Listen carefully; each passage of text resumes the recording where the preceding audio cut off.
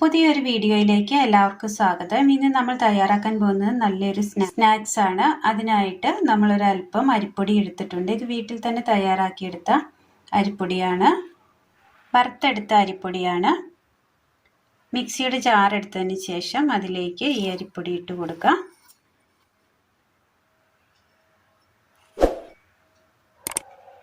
ഇതിലേക്ക് ഒരല്പം ജീരകം ഇട്ട് കൊടുക്കാം.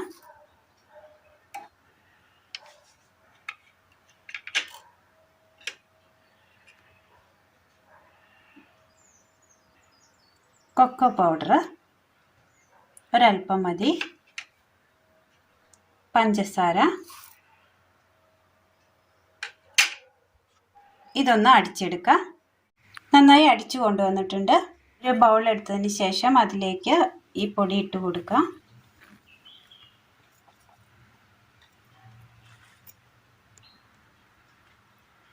ഒരു പിഞ്ച് ഉപ്പ് കൂടി ചേർത്ത് കൊടുക്കാം.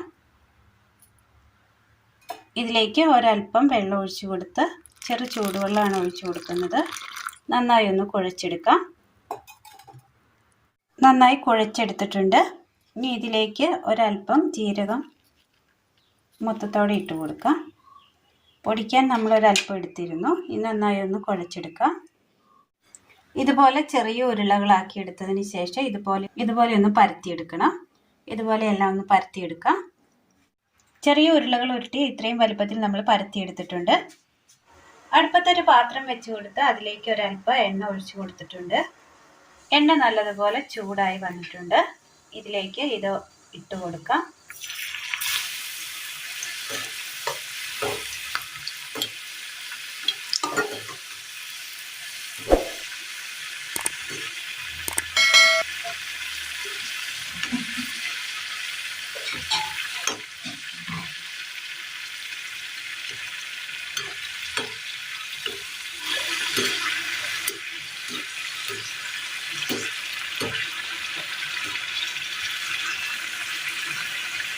നല്ലതുപോലെ വെന്ത് വന്നിട്ടുണ്ട്. ഫ്രൈ ആയി കിട്ടിയിട്ടുണ്ട്. കോരി മാറ്റാം.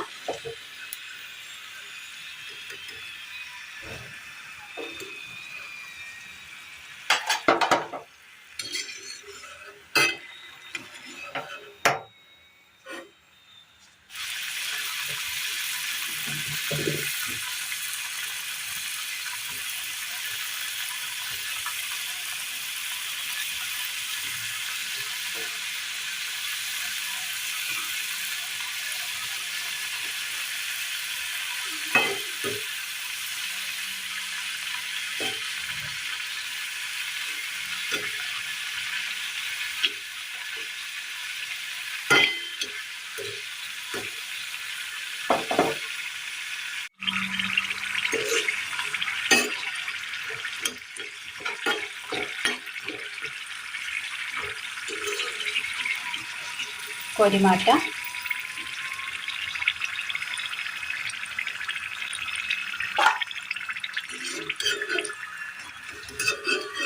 ഇതുപോലെ എല്ലാം ഒന്ന് ചെയ്തെടുക്കാം.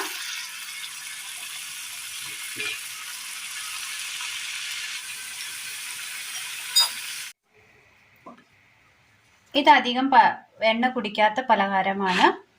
നല്ല ക്രിസ്പിയാണ്, നല്ല ടേസ്റ്റുമാണ്.